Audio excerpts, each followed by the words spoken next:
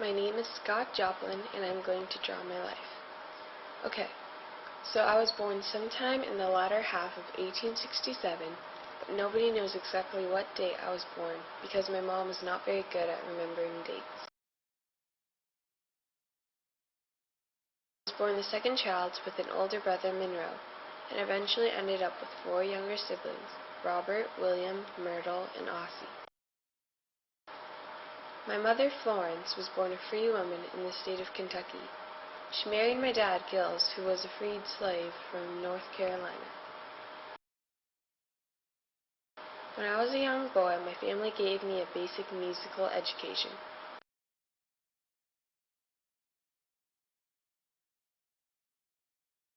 When my mother got a cleaning job, she allowed me to practice piano at the houses she cleaned at.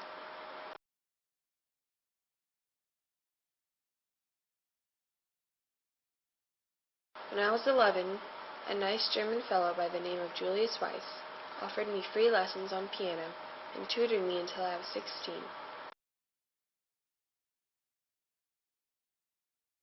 Mr. Weiss was such a kind man, he helped my mother acquire a used piano.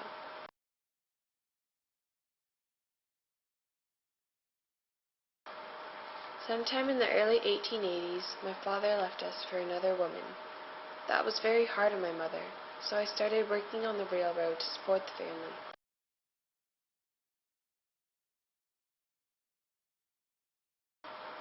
However, in the latter half of the 1880s, I quit my job as a railroad worker to follow my dreams and become a traveling musician. Life was hard at first, and I did small jobs to get by, including supporting the Confederacy in a concert.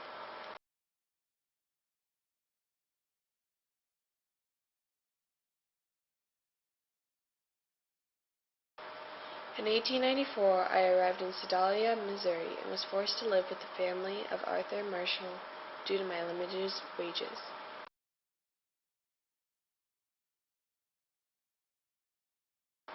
I performed as a solo musician in many clubs, including the Maple Leaf Club.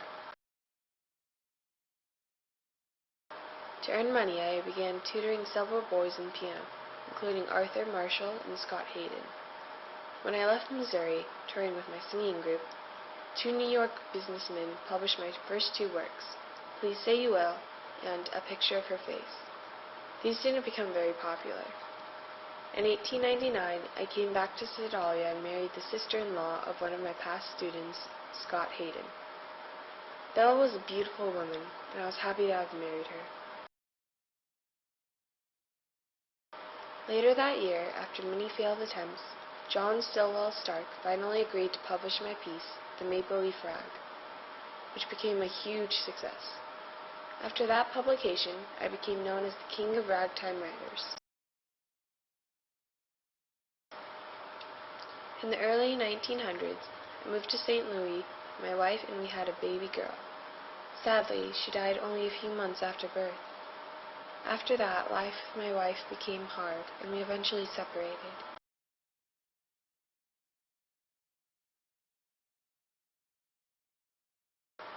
However, it was in this wonderful city that I produced The Entertainer, along with other works. In June 1904, I was able to move on, and I married Freddie Alexander.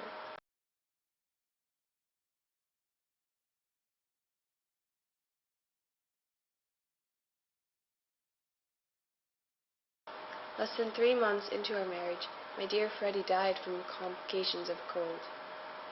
My first piece after Freddie's death was named Bethana, and was a sad and slow ragtime piece.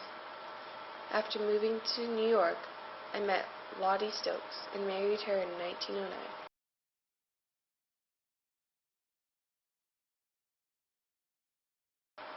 Seven years later, I began suffering from tertiary syphilis and dementia.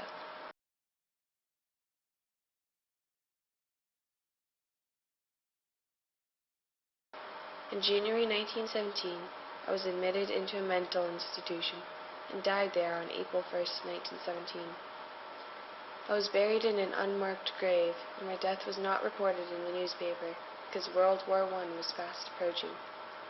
Despite my sad death, I'm currently living out my happy ghost days.